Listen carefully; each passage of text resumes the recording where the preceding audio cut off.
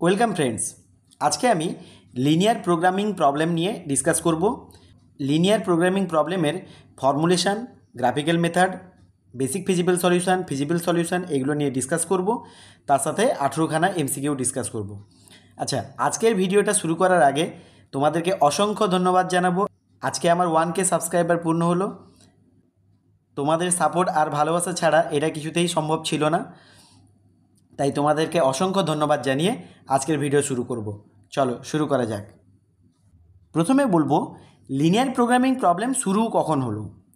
দেখো, কিছু কোম্পানি সে চাইবে কি তার রিসোর্সেসগুলো কাজে লাগিয়ে ম্যাক্সিমাম প্রফিট করতে, কিংবা কেউ ধরো ডায়েট করছে, সে তার রিকোয়ারমেন্ট যে ক্যালোরির প্রয়োজন, যে ভিটামিনের প্রয়োজন, সেইগুলোকে ফুলফিল করার জন্য যে সমস্ত ফুডগুলো কনজিউম করে সেই ফুডগুলোকে খুব কম কস্টে, মানে দ্যাট ইজ কস্টটাকে ও মিনিমাম করতে চাইবে, রিকোয়ারমেন্টটাকে ফুলফিল করতে চাইবে। কিংবা কোনো একটা কোম্পানি সে তার প্রোডাকশানগুলোকে কম খরচে ট্রান্সপোর্ট করতে চাইবে। তাহলে লিনিয়ার প্রোগ্রামিং প্রবলেমের মেন উদ্দেশ্য হলো প্রফিট কিংবা কস্ট এগুলোকে কখনো ম্যাক্সিমাইজ করা বা মিনিমাইজ করা। এই যে প্রফিট কিংবা কস্ট, এইটাকেই আমরা অবজার্ভ করছি, তাই এটাকে বলবো অবজেক্টিভ ফাংশন। একটা এক্সাম্পল নিয়ে তোমাদেরকে বলি। সাপোজ আমার মনে হলো যে আমি হাঁস আর মুরগির ব্যবসা শুরু করব। আমার কাছে একটা ঘর আছে যার মধ্যে আমি হাঁস আর মুরগি রাখতে পারবো। সেই ঘরে ম্যাক্সিমাম ক্যাপাসিটি হচ্ছে 50টা রাখতে পারবো। আর টাকা আমার কাছে আছে মাত্র 4000 টাকা। এটা নিয়ে আমি ব্যবসা শুরু করলাম। সাপোজ একটা হাঁস কিনতে 100 টাকা করে লাগে, আর একটা মুরগি কিনতে 50 টাকা করে লাগে। একটা হাঁসকে যদি আমি বিক্রি করি, তাহলে একটা হাঁস থেকে আমি প্রফিট পাবো সাপোজ 20 টাকা, আর একটা মুরগি থেকে পাবো 10 টাকা।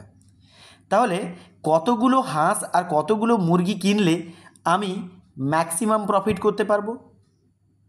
এইটা যদি কোয়েশ্চেন হয়, তাহলে এইটাকে এর করসপন্ডিং যে প্রবলেমটা আমি তৈরি করব সেটাকেই বলবো লিনিয়ার প্রোগ্রামিং প্রবলেম। তার কারণটা লিনিয়ার কেন সেটাও আমি পরে বলবো। আগে দেখি যে আমি কতগুলো হাঁস কতগুলো মুরগি কিনব। সাপোজ আমি এখানে x1 খানা হাঁস কিনলাম আর x2 খানা মুরগি কিনলাম। তাহলে প্রফিটটা কত হবে? 20x1 plus 10x2। এটাকেই আমি অবজার্ভ করতে চাইছি, এটাকেই আমি খেয়াল করতে চাইছি যে ম্যাক্সিমাম প্রফিট কতটা পাওয়া যাবে। তাহলে এটাকেই আমি যেহেতু অবজার্ভ করছি, তাই এটাকে বলবো objective function. Z equal two লেখা হয়, এটাকে বলবো আমরা অবজেক্টিভ ফাংশান। এটাকেই আমি ম্যাক্সিমাম করতে চাই, কিন্তু ম্যাক্সিমাম করতে চাই বলেই তো করা যাবে না। আমি তো চাইলেই যতটা ইচ্ছা প্রফিট করতে পারি না। মনে হলো আমি 1 লক্ষ হাঁস কিনে নিলাম, 2 লক্ষ মুরগি কিনে নিলাম, দিয়ে ম্যাক্সিমাম প্রফিট করব, এরকম তো করতে পারি না। কারণ আমার কাছে কিছু রেস্ট্রিকশান রয়েছে। সেই রেস্ট্রিকশানগুলো কি? একটা 4000 টাকা রয়েছে, আর এই ঘরটা যে রয়েছে সেই ঘরের ক্যাপাসিটি হচ্ছে 50টা পাখিকে আমি রাখতে পারবো। তাহলে দেখো, x1 প্লাস x2 মানে হাঁস আর মুরগির সংখ্যা, এটা কত হবে? Less or equal to 50। মানে ম্যাক্সিমাম 50টা রাখতে পারি, তার থেকে কমও রাখতে পারি। যদি আমার তার থেকে কম রেখেও প্রফিট হয়ে যায় ম্যাক্সিমাম প্রফিট, তাহলে কমও রাখতে পারি। আবার আমার কাছে টাকা কত আছে? 4000 টাকা। একটা হাঁস কিনতে কত লাগে? 100 টাকা, মুরগি কিনতে 50 টাকা। তাহলে টোটাল খরচা কত হলো? 100x1 plus 50x2। এইটা লেস অর ইকুয়াল টু 4000 হবে, কারণ ম্যাক্সিমাম টাকা তো আমি 4000 টাকা খরচা করতে পারবো, ওর থেকে বেশি তো খরচা করতে পারবো না। তাহলে এটা একটা কন্ডিশন এলো। এই দুটো কন্ডিশন এলো যার রেসপেক্টে আমাকে প্রফিটটাকে ম্যাক্সিমাম করতে হবে। তাহলে যার রেসপেক্টে আমি প্রফিটটাকে ম্যাক্সিমাম করতে চাইছি সেটা হচ্ছে সাবজেক্টিভ ফাংশান, কারণ এটাই হচ্ছে আমার রেস্ট্রিকশান। অনেক সময় রেস্ট্রিকশানও বলে, এটাকে বলবো সাবজেক্টিভ ফাংশান। এইগুলোকে বলা হয় কনস্ট্রেন্টস। এই যে রেস্ট্রিকশানগুলো নিলাম এগুলোকে বলা হয় কনস্ট্রেন্টস। আচ্ছা, আরেকটা কন্ডিশন আছে, সেটা কি? যে এই যে নাম্বার অফ হাঁস আর নাম্বার অফ মুরগি যেটা কিনেছি সেটা কখনোই নেগেটিভ হতে পারবে না। কারণ আমরা তো -2 হাঁস বা -3টে মুরগি এভাবে তো কিনতে পারবো না। তার মানে x1 আর x2 এগুলো must be greater or equal to 0 হবে। তাহলে একটা এলপি প্রবলেমের, লিনিয়ার প্রোগ্রামিং প্রবলেমের 3টে পার্ট, সেই 3টে পার্ট কী কী হলো? Z equal two 20x1 plus 10x2, যেটাকে আমাকে অবজার্ভ করতে হবে, তার মানে এটাকে আমাকে অপটিমাইজ করতে হবে। অপটিমাইজ মানে ইদার ম্যাক্সিমাইজ অর মিনিমাইজ করতে হবে। তাহলে এখানে আমি ম্যাক্সিমাইজ করব, তাই ম্যাক্স জেড। আর কনস্ট্যান্টসগুলো কি, যেগুলো রেস্ট্রিকশান, সেগুলো কি x1 প্লাস x2 এটা লেস অর ইকুয়াল টু 50, আর 100x1 প্লাস 50x2 এটা লেস অর ইকুয়াল টু 4000। এই দুটো রেস্ট্রিকশান। আচ্ছা, x1 greater or equal to 0 আর x2 greater or equal to 0, এইগুলোকে বলা হয় নন নেগেটিভিটি রেস্ট্রিকশান বা non negativity condition. Non negativity এটা এনশিওর করে physical plausibility of the problem.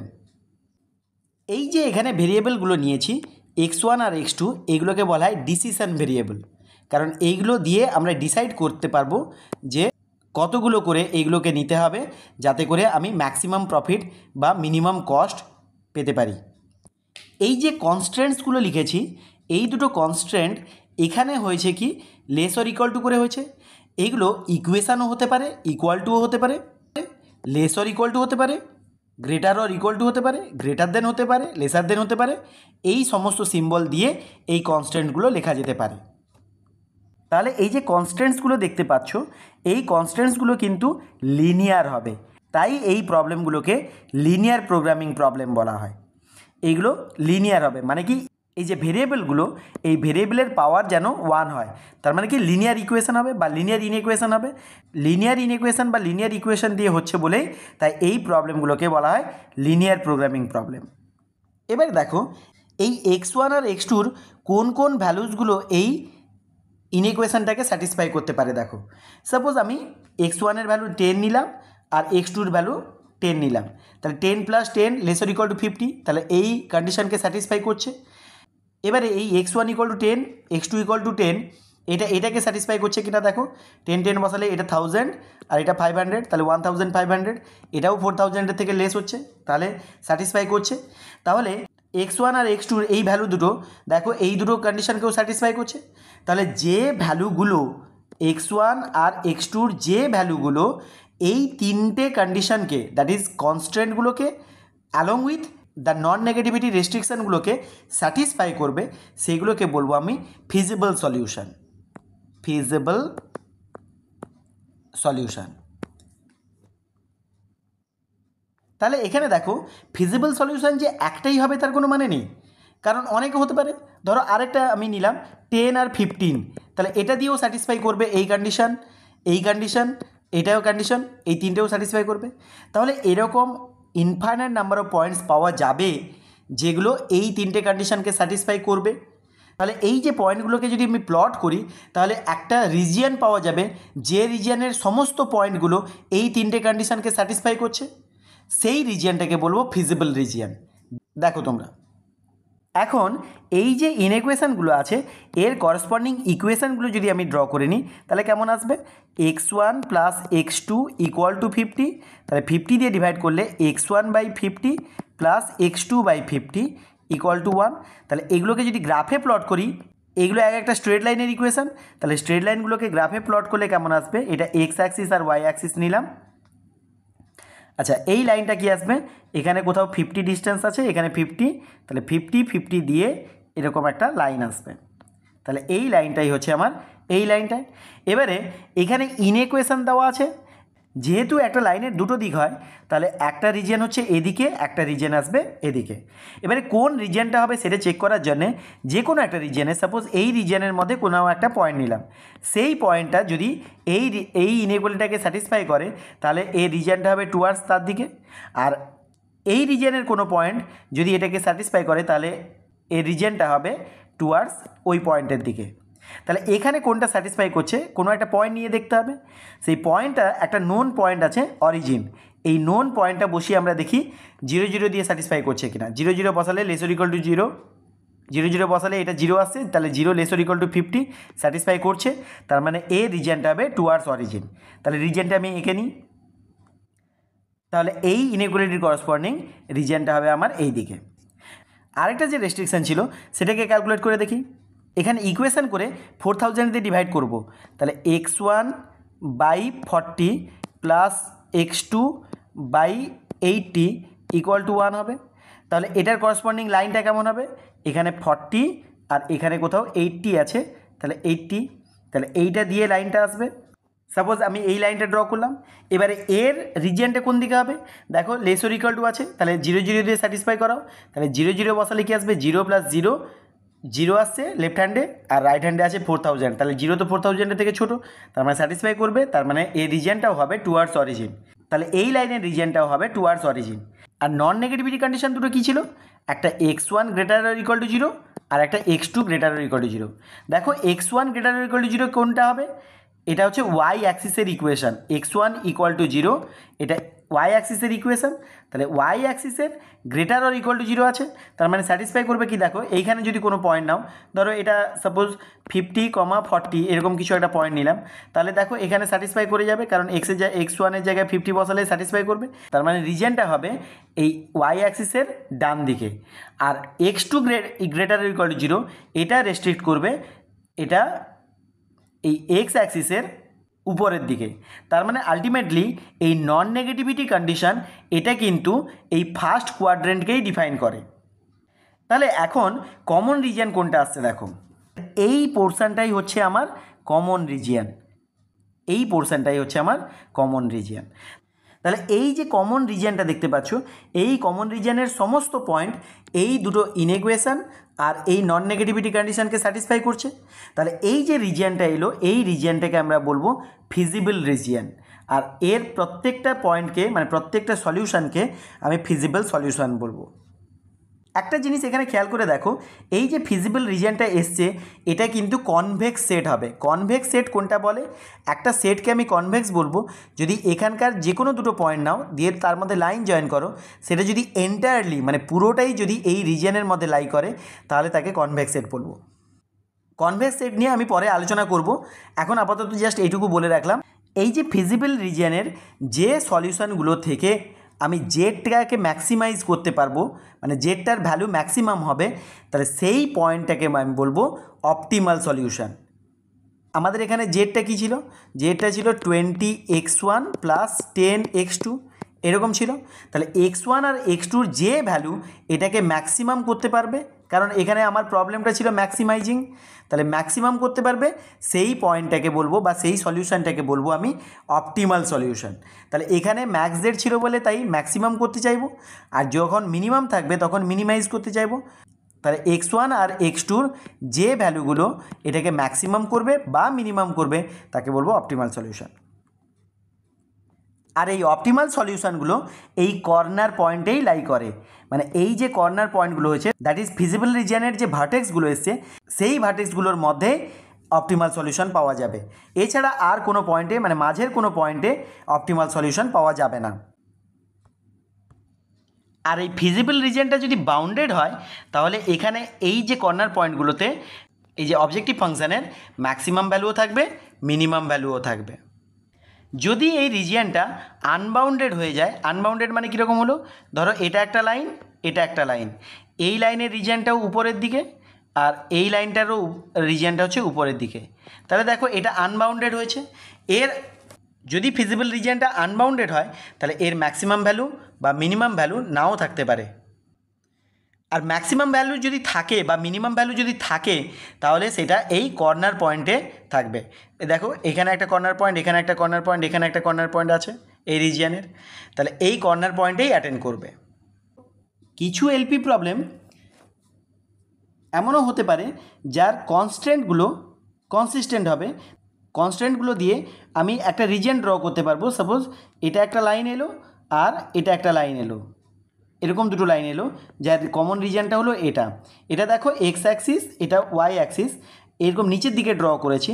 তাহলে এখানকার যে সলিউশনগুলো আসবে সেগুলো এই নন নেগেটিভিটি কন্ডিশনকে স্যাটিসফাই করবে না, তাহলে এই সলিউশনগুলোকে আমরা বা এই রিজিয়নটাকে আমরা ফিজিবল রিজিয়ন বা সলিউশনগুলোকে ফিজিবল সলিউশন বলতে পারবো না।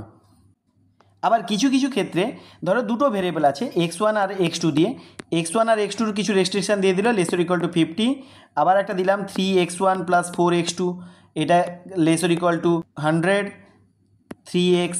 3x1 plus 2x2 less or equal two 75, এরকম কিছু রেস্ট্রিকশান দিয়ে দিলাম। এখান থেকে দেখো ধরো দুটো লাইন থেকে, দুটো লাইন ধরো এটা একটা লাইন, এটা একটা লাইন, এই দুটো থেকে আমি রিজিয়নটা পেয়ে যাচ্ছি। আরেকটা লাইন এলো ধরো এখান থেকে একটা লাইন এলো যেটা এই ফিজিবল রিজিয়নের বাইরে থাকছে, মানে এই রিজিয়নটা ড্র করতে গেলে এই লাইনের কোনো প্রয়োজনীয়তা নেই। তখন এই যে কনস্ট্যান্টটা লিখলাম, এই কনস্ট্যান্টটা এখানে কিন্তু এইটা হবে তার কোনো মানে নেই। আমি জাস্ট একটা এক্সাম্পল নিয়ে বললাম যে এরকম যদি বাইরে থাকে তাকে বলবো রেডানডেন্ট, তাহলে ওটার ওই রেস্ট্রিকশানের কোনো প্রয়োজনীয়তাই এই ফিজিবল রিজিয়নের উপর পড়বে না। এরও রিজিয়ন কিন্তু নিচের দিকে, এটা যদি উপরের দিকে হয়ে যায় তাহলে তো স্যাটিসফাই করবে না, তাহলে নো সলিউশন হয়ে যাবে। যেমন এক্ষেত্রে ধরো এটা একটা লাইন, এর রিজিয়ন উপরের দিকে, আর এটা একটা লাইন, এর রিজিয়ন হচ্ছে নিচের দিকে, তাহলে এক্ষেত্রে নো সলিউশন আসবে, কারণ কোনো ফিজিবল রিজিয়ন পাওয়া যাবে না। এবার তাহলে দেখো একটা জেনারেল এলপি প্রবলেমকে কিভাবে লেখা যায়। Optimize Z equal to sum c1 x1 c2 x2, এখানে n খানা ভেরিয়েবলস নিয়েছি, তার সাথে সাম কনস্ট্যান্ট নিয়েছি c1 c2 c3 c4 করে। আর এর করেসপন্ডিং যে কনস্ট্যান্টগুলো আছে দেখো এগুলো x1 x2 xn খানা ভেরিয়েবল আছে, আর তার কোএফিসিয়েন্টগুলোকে a1 a11 a12 এভাবে নিয়েছি। এই যে a11 a11 a12 a21 এইগুলোকে বলা হয় অ্যাক্টিভিটি প্যারামিটার, আর এই b1 b2 b3 এইগুলো bn পর্যন্ত যেগুলো আছে এইগুলোকে বলা হয় রিকোয়ারমেন্ট প্যারামিটার। আর এখানে দেখো নন নেগেটিভিটি কন্ডিশনগুলোও আছে। তাহলে একটা এলপি প্রবলেমের তিনটে পার্ট, অবজেক্টিভ ফাংশন, এটা সাবজেক্টিভ ফাংশন, তার সাথে হচ্ছে নন নেগেটিভিটি কন্ডিশনস। এবারে দেখো এই যে কনস্ট্যান্টগুলো লিখেছি, এই কনস্ট্যান্টগুলোর করেসপন্ডিং ইকুয়েশনসগুলোকে আমি এইভাবে লিখতে পারবো এম সাইমালটেনিয়াস লিনিয়ার ইকুয়েশন। এগুলোকে ম্যাট্রিক্সের ফর্মে যদি লিখি তাহলে লিখতে পারবো এ এক্স ইকুয়াল টু বি ফর্মে, যেখানে এটা হচ্ছে কোএফিসিয়েন্ট ম্যাট্রিক্স, মানে এইটা হচ্ছে এ ম্যাট্রিক্স, আর এক্সটা হবে ভেরিয়েবলের ম্যাট্রিক্স, মানে x1 x2 dot dot dot dot করে xn পর্যন্ত, আর বিটা আসবে রিকোয়ারমেন্ট প্যারামিটারগুলো ছিল সেটা কি আসবে b1 b2 dot dot dot bm পর্যন্ত। এটা হচ্ছে রিকোয়ারমেন্ট প্যারামিটারের ম্যাট্রিক্স। এবার দেখো এই বি ম্যাট্রিক্সটাকে যদি এর সাথে জুড়ে নিই আমরা এইভাবে যদি জুড়ে নিই তাহলে এটাকে বলা হয় অগমেন্টেড ম্যাট্রিক্স। তাহলে দেখো এই সিস্টেমের যদি সলিউশন পাওয়া যায় তাহলে এই সিস্টেম অফ লিনিয়ার ইকুয়েশনসকে আমি কনসিস্টেন্ট বলবো, আর যদি সলিউশন না পাওয়া যায় তাহলে বলা হয় ইনকনসিস্টেন্ট। আচ্ছা, এই ম্যাট্রিক্সের আমরা র্যাঙ্ক বের করতে জানি। এর র্যাঙ্কটাকে আমরা আর অফ এ বলে ডিনোট করলাম, আর এর র্যাঙ্কটাকে আমি আর অফ এ বি বলে ডিনোট করলাম। এই র্যাঙ্ক অফ এ এটা যদি লেসার দেন র্যাঙ্ক অফ এই অগমেন্টেড ম্যাট্রিক্সের র্যাঙ্কের থেকে ছোট হয় তাহলে এর কোনো সলিউশন পাওয়া যাবে না। এই যে সিস্টেম অফ লিনিয়ার ইকুয়েশনস লিখেছি এর সলিউশন পাওয়া যাবে না। আর র্যাঙ্ক অফ এ যদি র্যাঙ্ক অফ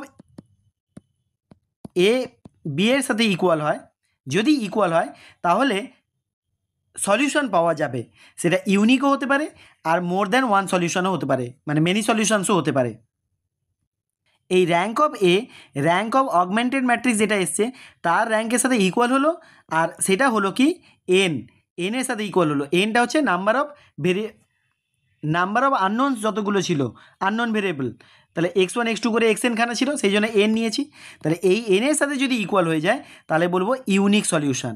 তার মানে কি এখানে যতগুলো ভেরিয়েবল থাকবে ততগুলোই ইকুয়েশান থাকতে হবে, আর তার সাথে এই যে কোএফিসিয়েন্ট ম্যাট্রিক্সটা যেটা এসছে তার ডিটারমিনেন্ট ভ্যালুটা যদি নন জিরো হয় তবে এগুলো লিনিয়ারলি ইন্ডিপেন্ডেন্ট হবে, তবেই র্যাঙ্ক অফ এ এনের সাথে ইকুয়াল হবে, তাহলে আমি ইউনিক সলিউশন আছে বলে বলতে পারবো।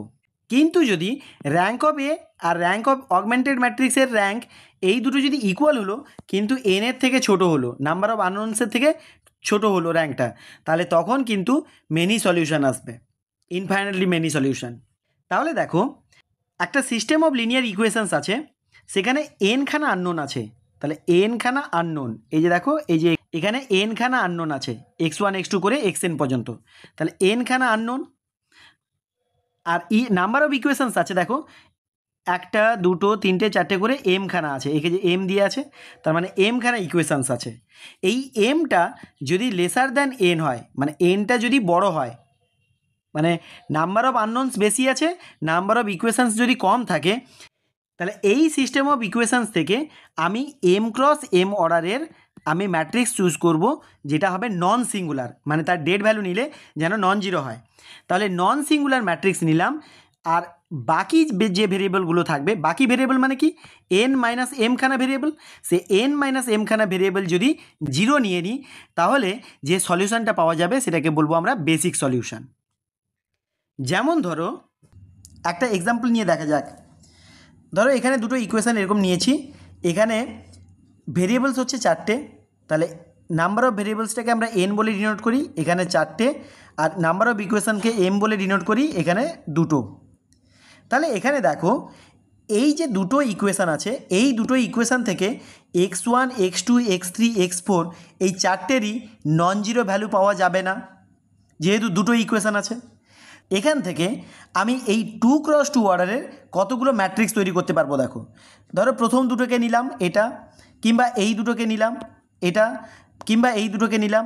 তাহলে এখানে চারটে ভেরিয়েবল আছে, চারটে ভেরিয়েবলের থেকে যে কোনো দুটো ভেরিয়েবল নিয়ে আমি ম্যাট্রিক্সটা তৈরি করতে পারবো। তাহলে এরকম দুটো দুটো করে কতভাবে চুজ করতে পারবো, তাহলে চারটে থেকে দুখানা এইভাবে অতভাবে চুজ করতে পারবো, তাহলে 4c2 ওয়েজে। তাহলে যদি এনখানা ভেরিয়েবল থাকে, তাহলে এনখানা থেকে আমি এমখানা চুজ করতে পারবো, এনসি এমখানা। তাহলে এতভাবে আমি এই 2x2 অর্ডারের ম্যাট্রিক্স চুজ করতে পারবো। তাহলে 2x2 অর্ডারের ম্যাট্রিক্স চুজ করার পর কতগুলো ভেরিয়েবল পড়ে থাকবে, তাহলে এন মাইনাস এমখানা পড়ে থাকবে, দ্যাট ইজ এখানে 4 মাইনাস 2 খানা, মানে দুখানা ভেরিয়েবল পড়ে থাকবে। এই দুখানা ভেরিয়েবলকে আমরা কী করব, জিরো করে নেব। তার মানে ধরো x3 আর x4কে জিরো করে নিলাম, তাহলে x1 আর x2 দিয়ে এই ম্যাট্রিক্সটা থাকবে, এই ম্যাট্রিক্সটা। তাহলে এই ম্যাট্রিক্সটা থেকে আর এই 8 আর -3কে নিয়ে আমি সলভ করে x1 আর x2কে পেতে পারবো। ইউনিক সলিউশন পাওয়া যাবে কখন, যদি এই কোএফিসিয়েন্ট ডিটারমিনেন্টটা জিরো হয়ে যায়, মানে দ্যাট ইজ 2 3 1 -2, এই ডিটারমিনেন্টটা যদি জিরো হয়ে যায় তাহলে ইউনিক সলিউশন পাওয়া যাবে। আর ইউনিক সলিউশন পাওয়া গেলে তখনই তাকে বলবো বেসিক সলিউশন। তার মানে কি, এই ডিটারমিনেন্ট ভ্যালু জিরো হয়ে যাওয়া মানে কি, এই x1 আর x2 এই ভেরিয়েবলগুলো লিনিয়ারলি ইন্ডিপেন্ডেন্ট হবে। লিনিয়ারলি ইন্ডিপেন্ডেন্ট যদি হয় তবেই এই সলিউশনটাকে আমরা বলবো বেসিক সলিউশন। তাহলে দেখো এখানে যেহেতু চারটে ভেরিয়েবল আছে আর দুটো ইকুয়েশান আছে, তার মানে কি চারখানা থেকে দুখানা, মানে 4c2, তার মানে এটা হিসেব করলে আসবে 4 3 12/2, দ্যাট ইজ 6 খানা। তাহলে 6 খানা আমি বেসিক সলিউশন ম্যাক্সিমাম পেতে পারবো। ম্যাক্সিমাম কেন বলছি, ধরো এই ভেরিয়েবলের কোএফিসিয়েন্ট আর এই ভেরিয়েবলের কোএফিসিয়েন্ট ডিটারমিনেন্টটা নিয়ে দেখলাম ডিটারমিনেন্ট ভ্যালু জিরো হয়ে গেল, তাহলে তো ওটা বেসিক সলিউশন হবে না। তাহলে বেসিক সলিউশন ম্যাক্সিমাম কত হতে পারে, যতভাবে আমি ম্যাট্রিক্সগুলোকে চুজ করতে পারছি, দ্যাট ইজ 4c2 ওয়েজে, এতভাবে বেসিক সলিউশন আসতে পারে। যেমন ধরো এখানে x3 আর x4কে জিরো করে নিয়ে এই দুটো ইকুয়েশান থেকে সলভ করে কি পাচ্ছি, দেখো 2x1 + 3x2 = 8, আর নিচেটাকে 2 দিয়ে মাল্টিপ্লাই করলে 2x1 - 4x2 = -6, দুটোকে যদি সাবট্রাক্ট করে দাও তাহলে দেখো 7x2 = 14, তাহলে x2 = আসছে 2, আর x2-র ভ্যালুটা পুট করলে x1-এর ভ্যালুটা পাওয়া যাচ্ছে 1। তাহলে এই সলিউশনটা কি আসছে 1 2 0 0। তাহলে এই যে বেসিক সলিউশনটা পাওয়া যাচ্ছে, এই বেসিক সলিউশনে দেখো দুখানা ভেরিয়েবল জিরো আছে, এইগুলোকে বলা হয় নন বেসিক ভেরিয়েবলস, মানে x3 আর x4কে যাদের ভ্যালুগুলো 0 0 হয়েছে তাহলে সেগুলোকে বলবো নন বেসিক ভেরিয়েবলস। আর যেগুলো বেসিক সলিউশনের করেসপন্ডিং এসছে, মানে x1 আর x2 ভেরিয়েবল দুটোতে আছে, সেই দুটো ভেরিয়েবলকে বলবো আমরা বেসিক ভেরিয়েবল। তাহলে এখানে এই সলিউশনের ক্ষেত্রে বেসিক ভেরিয়েবল কোনগুলো হলো x1 আর x2, আর x3 আর x4 হলো নন বেসিক ভেরিয়েবলস। তাহলে নাম্বার অফ ভেরিয়েবলস যদি n খানা থাকে আর নাম্বার অফ ইকুয়েশন যদি m খানা হয়, n যদি গ্রেটার দ্যান m হয়, তাহলে ম্যাক্সিমাম NC m খানা বেসিক সলিউশন পাওয়া যাবে। ম্যাক্সিমাম কেন বলছি, যদি কোএফিসিয়েন্ট ডিটারমিনেন্টটা যদি 0 হয়ে যায় তাহলে সেটা বেসিক সলিউশন হবে না। তাহলে ম্যাক্সিমাম এনসি এম খানা, যতভাবে আমি এন খানা ভেরিয়েবল থেকে এম খানা ভেরিয়েবল চুজ করতে পারি। আবার দেখো এই সলিউশন বের করতে গিয়ে হয়তো দেখা গেল যে এই সলিউশনটা এলো প্রথমটা 1, তারপরটা 0, তারপরটা 0, তারপরটা 0, তার মানে দুখানা নন বেসিক ভেরিয়েবল তো 0 হবেই। দুখানা যে বেসিক ভেরিয়েবল ছিল সেই দুখানা বেসিক ভেরিয়েবলের মধ্যেও আবার একটা 0 পাওয়া গেছে। তার তখন এটাকে এই সলিউশনটাকে আমরা বলবো ডিজেনারেট সলিউশন, ডিজেনারেট সলিউশন। আর এই দুটোই যদি নন জিরো হয় তাহলে বলবো নন ডিজেনারেট সলিউশন। তাহলে নন বেসিক ভেরিয়েবল ছাড়া যদি বেসিক ভেরিয়েবলগুলো প্রত্যেকেই নন জিরো ভ্যালু দেয় তবেই বলবো নন ডিজেনারেট বেসিক সলিউশন। আশা করি বুঝতে পারলে। আর আরেকটা কথা বলে রাখি, যেহেতু এনখানা ভেরিয়েবল থেকে আমরা এমখানা ভেরিয়েবলকে সিলেক্ট করছি তাহলে এই ভ্যালুটা কখনো ইনফাইনাইট হবে না, তাহলে এন সি এম এই ভ্যালুটা ফাইনাইট হবে, তার মানে নাম্বার অফ বেসিক সলিউশনসও ফাইনাইটই হবে। এবার চলো কতগুলো প্রবলেম সলভ করা যাক। প্রথমটা দেখো, একটা প্রবলেম দিয়েছি, এটাকে ফর্মুলেট করতে বলেছি। 2 types of lorries x and y have been used to transport 70 tons solid and 30 tons liquid substances. X type of lorry can carry 5 tons of solid and 2 tons of liquid. Y type of lorry can carry 4 tons of solid and 3 tons of liquid. The cost of transport are rupees 450 and 480 per lorry of X and Y respectively. তাহলে X টাইপের lorry suppose X1টা আছে আর Y টাইপের lorry আছে X2টা, তাহলে total cost কত পড়বে পার লরিতে 450 করে, তাহলে 450x প্লাস 480x2, তাহলে এইটাকেই অবজার্ভ করতে হবে, এটাই জেড, এটাকেই আমার মিনিমাইজ করতে হবে। তাহলে মিন জেড ইকুয়াল টু এটা আসবে। তাহলে মিন জেড কোনটাতে কোনটাতে আছে দেখো, এটাতে আছে মিনিমাইজ জেড, এটাতে আছে মিনিমাইজ জেড। যেহেতু এখানে ট্রান্সপোর্টেশন কস্ট বলেছে, ট্রান্সপোর্টেশন কস্ট আমরা সবসময় মিনিমাইজ করি, আমরা তো চাইবো না যে ট্রান্সপোর্ট করতে আমার বেশি খরচা হোক। এবার দেখো এক্স টাইপের প্রত্যেকটা লরি 5 টন করে সলিড বইতে পারে, তাহলে 5 টন সলিড মানে কি, এখানে নাম্বার অফ লরি কতগুলো X1টা, তার মানে 5 টনের ক্ষেত্রে কত হবে 5x1 প্লাস, আর ওয়াই টাইপ অফ লরি এ কিন্তু 4 টন করে সলিড বইতে পারে, তাহলে 4x2 হবে। এইটা যেহেতু এখানে দেখো মিনিমাম 70 টন সলিড বইতে হবে, তাহলে এই বয়ার নাম্বারটা এটা গ্রেটার অর ইকুয়াল টু 70 হবে, কারণ 70 তো মিনিমাম বইতে হবে। তাহলে দেখো এই যে 5x1 plus 4x2 greater or equal two 70 আছে, তাহলে অপশান সিটাই হবে রাইট আনসার। সবকটাকে ক্যালকুলেট করার দরকার নেই, দেখো রেস্ট্রিকশান পেয়ে গেলেই বুঝে যাবে তোমরা যে কোনটা হবে। Next, an agricultural farm has 60 tons of nitrogen fertilizer and 20 tons of phosphate. It will be able to sell 4:3 mixers at these substances at the profit of rupees 9 per ton and 2:5 mixers at profit rupees 14 per ton. আচ্ছা দেখো, তাহলে nitrogen আর phosphate মিশিয়েছে 4:3 রেশিওতে, তাহলে এর ভাগটা কত হবে 4/7, x1 নিলাম, suppose x1 ton নাইট্রোজেনের সাথে x2 টন ফসফেট মেশানো হয়েছে, তাহলে এর সাথে এখান থেকে নাইট্রোজেন কত আসবে দেখো 2/7 আসবে, 2/7x2, এই নাইট্রোজেনটা কী হবে লেসর ইকুয়াল টু 60, তাহলে এখান থেকে দেখো 4x1 plus 2x2 lesser equal to 420। তাহলে এরকম কোনো রেস্ট্রিকশান আছে কিনা দেখো,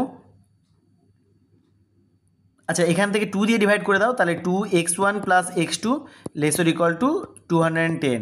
তাহলে এরকম কোনো রেস্ট্রিকশান কি আছে? হ্যাঁ আছে, শুধুমাত্র এখানেই আছে, আর কোনোটাতে নেই, তাই এটাই হবে রাইট আনসার। সো অপশান এটাই হবে রাইট আনসার। নেক্সট যে প্রবলেমগুলো নিয়েছি সেগুলো দেখো জাস্ট মুখে মুখেই করা যাবে। দেখো 3-এর প্রবলেমটা কি বলছে, consider a set of m linear simultaneous equation.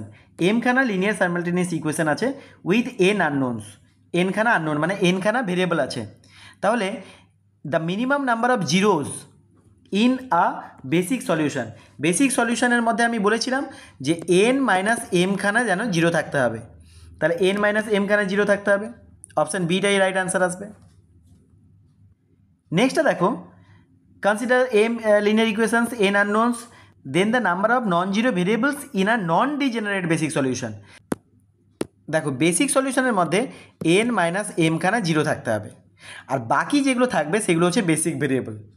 তাহলে বেসিক ভেরিয়েবল ছাড়া বাকিগুলো সব জিরো হবে, আর বেসিক ভেরিয়েবলগুলো সবাই যদি নন জিরো হয় তবেই নন ডিজেনারেট হবে।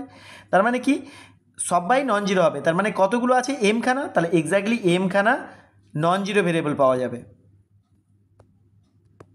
নেক্সটটা দেখো, ওই একই কথাই বলা আছে m simultaneous linear equation n unknowns then the number of non zero variable in a degenerate basic solution.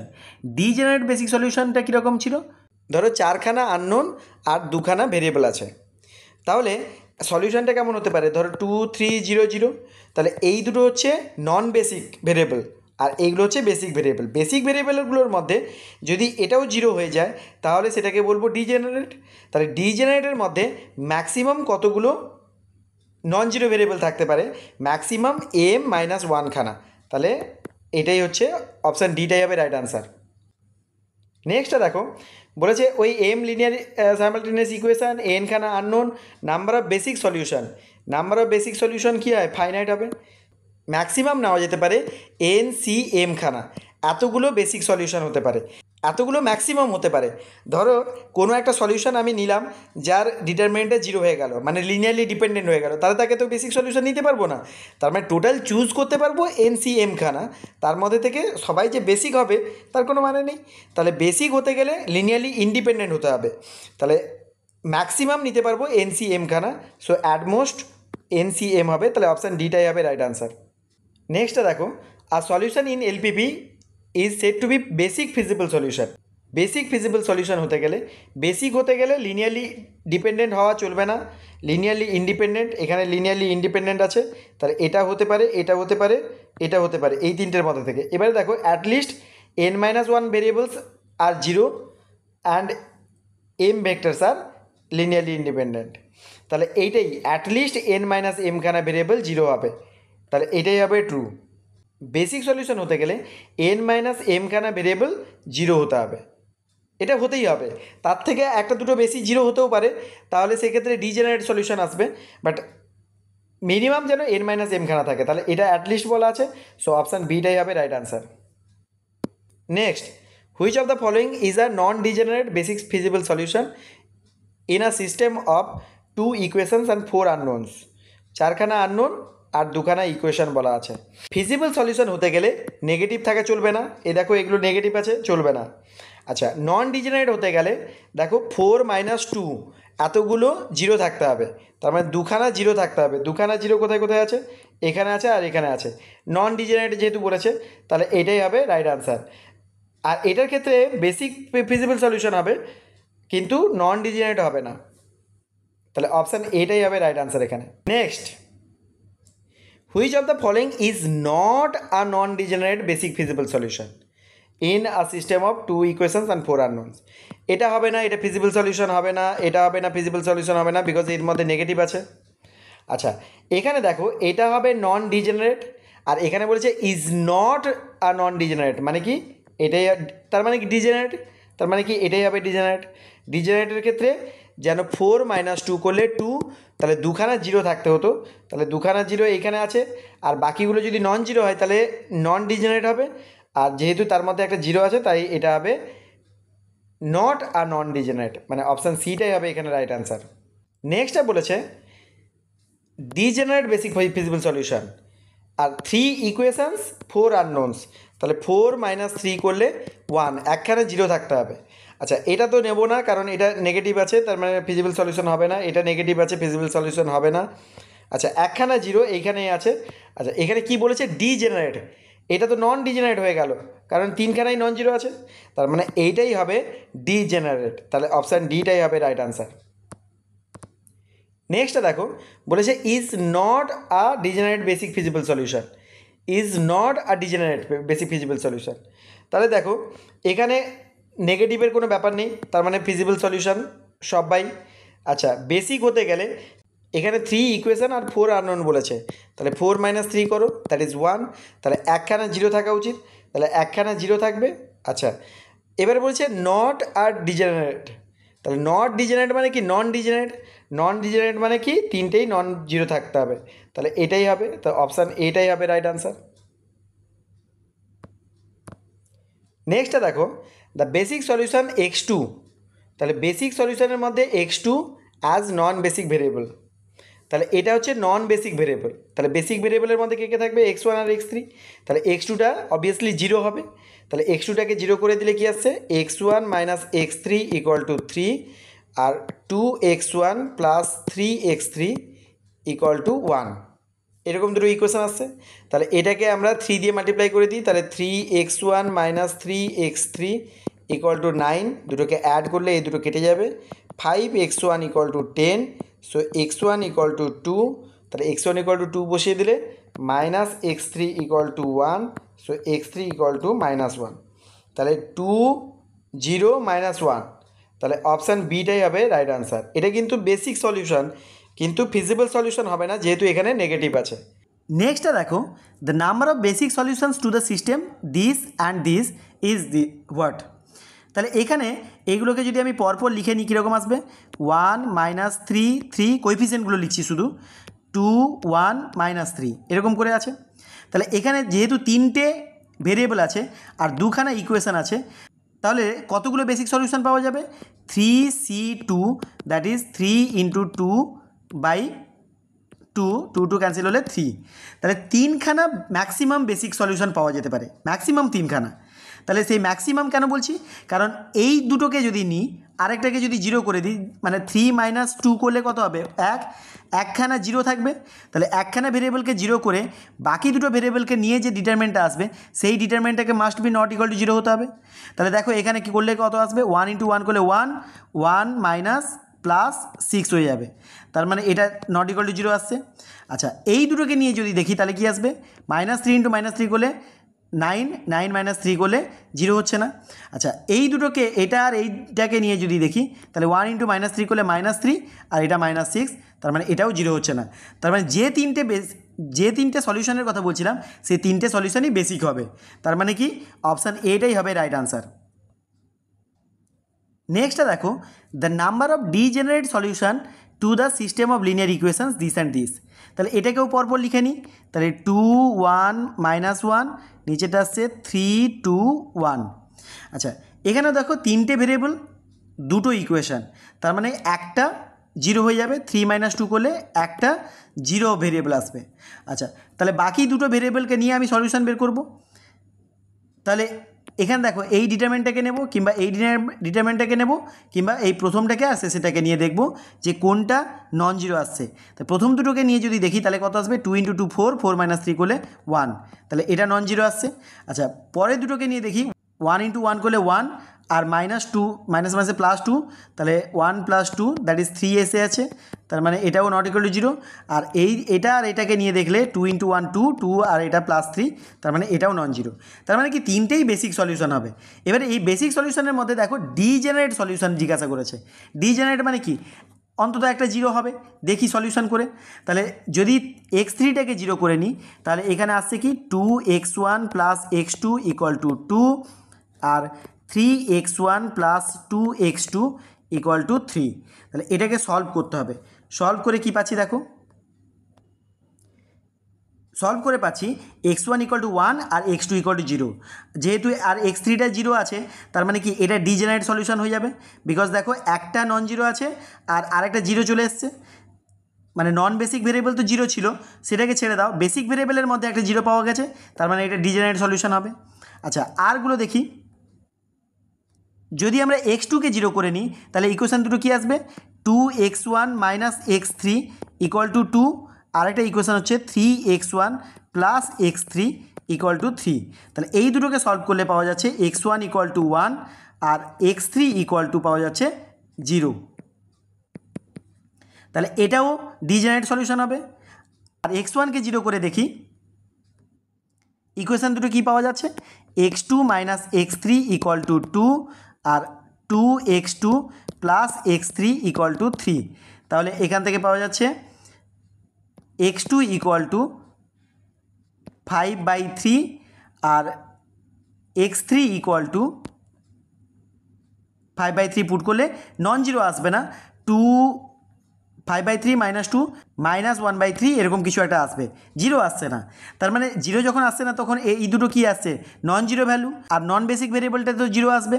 তার মানে এটা ডিজেনারেট হবে না, যেহেতু এখানে দুটোই নন জিরো আছে, এগুলো নন ডিজেনারেট সলিউশন হয়ে যাবে। তাহলে এখানে জিজ্ঞাসা করেছিল ডিজেনারেট সলিউশন কতগুলো, তাহলে আমাদের দুখানা পাওয়া যাচ্ছে। সো অপশান বিটাই হবে রাইট আনসার। নেক্সটটা দেখো, the number of basic solutions of the following linear equations. এখানে বেসিক সলিউশন কতগুলো খুঁজতে বলেছে। তাহলে দেখো চারখানা ভেরিয়েবল, দুখানা ইকুয়েশন, তার মানে 4c2 that is 4 3 12 divide by 2 that is 6খানা ম্যাক্সিমাম বেসিক সলিউশন পেতে পারবো। ম্যাক্সিমাম কেন বলছি, তাহলে কোএফিসিয়েন্ট ডিটারমিনেন্টটা বের করে দেখতে হবে। তাহলে পরপর লিখে নিই, 4 2 3 -8, এখানে 3 5 4 -6। আচ্ছা, প্রথম দুটোকে নিয়ে যদি দেখি তাহলে কত হবে, 4 5 যা 20 -6, তার মানে 14 আসছে, নন জিরো আসছে। পরের দুটোকে নিয়ে যদি দেখি তাহলে কি আসবে, 4 2 যা 8 -5 3 যা 15, তাহলে এটাও জিরো আসছে না। পরের দুটোকে নিয়ে যদি দেখি, এই দুটোকে নিয়ে, তাহলে 3 -6 করলে -18, আর এটা আসবে +32, তাহলে এটাও জিরো আসছে না। তাহলে 1 2 2 3 আর 3 4 নিয়ে দেখলাম, জিরো আসছে না। এবারে 1 3 দেখব আর 1 4 দেখব। 1 3 করে দেখলে কি আসবে, 4 4 যা 16 -9, আসছে না। 1 4 নিয়ে দেখলে 4 -6 যা হচ্ছে -24, আর এটা 3 × -8 করলে +24 হয়ে যাবে, তার মানে এটা জিরো চলে আসছে। তাহলে এই ভেরিয়েবলটা আর এই ভেরিয়েবলটা নিলে জিরো চলে আসছে। আচ্ছা, আরেকটা বাকি আছে, এটার সাথে এটা নিয়ে দেখি, 2 × -6 করলে আসবে -12, আর 5 × -8 করলে -40, তাহলে +40 হয়ে যাবে, তাহলে এটাও নন জিরো আসছে। তাহলে একটাই মাত্র জিরো চলে আসছে, ছখানার মধ্যে থেকে একটা জিরো চলে আসছে, মানে একখানা বেসিক সলিউশন হবে না, তাহলে বাকি পাঁচখানা বেসিক সলিউশন হবে। তার মানে অপশান ডি, নান অফ দিসটাই আনসার হবে। The number of basic solutions of the following linear equations, কতগুলো বেসিক সলিউশন আসতে পারে। এখানে চারখানা ভেরিয়েবল আছে, তাহলে চারখানা থেকে দুখানা ইকুয়েশান আছে। তাহলে 4c2 that is 4 × 3/2 that is 2, তাহলে 3 2 যা 6খানা, তাহলে 6খানা সলিউশন পাওয়া যাবে। তার মধ্যে কোনগুলো বেসিক হবে, দেখো বেসিক দেখতে গেলে আমরা এই যে দুটো দুটো করে নিচ্ছি, এই দুটো কিংবা এই দুটো কিংবা এই দুটো কিংবা এই দুটো কিংবা এই দুটো, এগুলো যে নিচ্ছি, এইগুলোকে আমরা এগুলোর মধ্যে আমাদেরকে ডিটারমিনেন্ট ভ্যালু বের করে দেখতে হবে যে কোনটার জিরো আসছে কিনা। এখানে 4 5 যা 20 মাইনাস সামথিং, জিরো হচ্ছে না। এটা 8 -15, জিরো হচ্ছে না। এটা -18, এটা +32, জিরো হচ্ছে না। কিংবা এখানে 4 × -6 -24, আর এটা আসবে +24, তাহলে একটা জিরো হয়ে যাচ্ছে। তাহলে এখানে দেখো পরেরটা, এটার সাথে যখন এটা নেবে তখন কিন্তু জিরো হয়ে যাচ্ছে, 4 3, এখানে -8 -6, এটা কিন্তু জিরো হয়ে যাচ্ছে, 4 6 যা -24, এটা +24, এটা জিরো হয়ে যাচ্ছে, তাহলে এটা বাদ যাবে। আচ্ছা, তারপর এটা দেখো, এটার সাথে যদি এটা নাও তাহলে কি আসবে, -12 -40 +40, তাহলে এটাও জিরো আসছে না। আর তাহলে আর বাকিগুলো কোনোটা জিরো আসছে না, তাহলে একটাই জিরো আসছে, তারপরে পাঁচখানা হবে, তাহলে নান অফ দিসটাই হবে রাইট আনসার, যেহেতু এখানে পাঁচের বলে কোনো অপশান নেই। নেক্সটটা দেখো, the solution 140 two the system this. আচ্ছা, এখানে দেখো x1 x2 x3 করে দেওয়া নেই, তার মানে x1-এর কোএফিসিয়েন্ট হবে 1, x2-র হবে 0, আর এটা হচ্ছে 2, পরেরটা আসছে 0 1 2, কারণ x1 নেই এখানে। এরকম করে আছে দুটো ইকুয়েশান। আচ্ছা, বলেছে এইটা বেসিক ফিজিবল সলিউশন হবে কি হবে না, কোনটা হবে, এই সলিউশনটা কি হবে। তাহলে এখানে দেখো, যেহেতু এখানে 140, আচ্ছা এখানে নাম্বার অফ আননোনস হচ্ছে 3, আর নাম্বার অফ ইকুয়েশান হচ্ছে 2, তাহলে 3 - 2 করলে 1, তার মানে একটা জিরো থাকবে, তাহলে একটা জিরো আছে, তাহলে এটাকে আমরা বলবো বেসিক সলিউশন। বেসিক সলিউশন বলতে পারবো তখনই যদি এখানে দেখো জিরো বলা আছে x3টা, তাহলে x3টা যদি জিরো করে দিই তাহলে এই পোর্শনটা থাকছে না, তাহলে এইটুকু ডিটারমিনেন্ট, এটা দেখো নন জিরো আসছে, নন জিরো আসা মানে কি, এই সলিউশনটা বেসিক সলিউশন হবে, তার মানে বেসিক ফিজিবল সলিউশন হবে। সো অপশান এটাই হবে রাইট আনসার।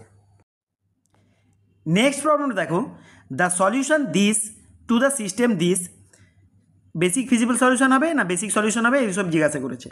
তাহলে এখানে দেখো আননোন মানে ভেরিয়েবল কতগুলো, x1 x2 x3 x4, 4টে variable.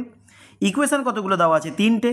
তার মানে কি 4 - 3 করলে একটা, তার মানে একটা জিরো হবে, মানে নন বেসিক ভেরিয়েবল হবে। তাহলে একটা জিরো দেখো, একটা জিরো আছে। তাহলে বেসিক সলিউশন হতে গেলে x1 x2 আর x4 এই তিনটের যে কোএফিসিয়েন্ট ডিটারমিনেন্ট, সেই কোএফিসিয়েন্ট ডিটারমিনেন্টটাকে নন জিরো হতে হবে।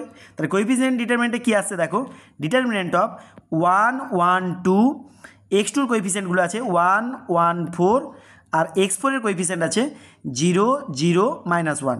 তাহলে এই ডিটারমিনেন্টের ভ্যালুটা বের করে দেখি কত আসছে। তাহলে অ্যালং আমি এই থার্ড কলাম এক্সপ্যান্ড করে দিই, তাহলে -1 ইন্টু কী আসবে, এই ডিটারমিনেন্টটা থাকবে। এই ডিটারমিনেন্টের ভ্যালু কত, 1 × 1 - 1 × 1 করলে 0, তার মানে আসছে 0।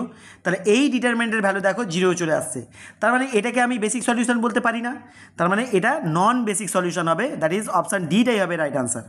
তাহলে আজকে আমি লিনিয়ার প্রোগ্রামিং প্রবলেম থেকে গ্রাফিক্যাল সলিউশন, ফর্মুলেশন আর বেসিক ফিজিবল সলিউশন বা ডিজেনারেট সলিউশন এইগুলো নিয়ে আলোচনা করলাম।